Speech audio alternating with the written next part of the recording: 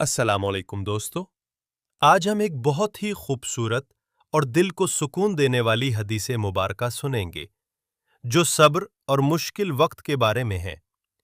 रसूलुल्लाह सल्लल्लाहु अलैहि वसल्लम ने फरमाया, जिस पर अल्लाह भलाई का इरादा करता है उसे मुसीबत में डाल देता है।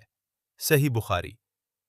दोस्तों, इस हदीस का मतलब ये नहीं कि मुसीबत बुरी चीज है, बल्कि ये अल्लाह की तरफ से एक इम्तिहान होता है। जब किसी बंदे को तकलीफ, परेशानी या मुश्किल आती है, तो दरअसल अल्लाह उसे आजमा रहा होता है।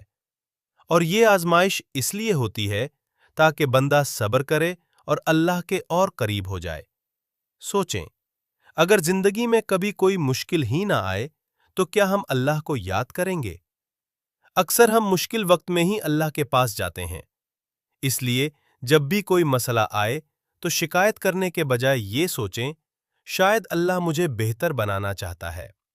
और याद रखें, हर मुश्किल के बाद आसानी जरूर आती है। अल्लाह अपने बंदे को इतनी ही तकलीफ देता है जितनी वो बर्दाश्त कर सकता है। इसलिए कभी भी मायूस ना हो, बल्कि सब्र करें और दुआ करते रहें। अल्लाह हमें सब्र करने की तौफीक दे और हर मुश्किल में अपनी रहमत अता फरमाए। आमीन। अगर आपको यह हदीस पसंद आई हो तो वीडियो को लाइक करें, शेयर करें और चैनल को सब्सक्राइब जरूर करें। अल्लाह हाफिज। लाइक सब्सक्राइब जरूर करें प्लीज।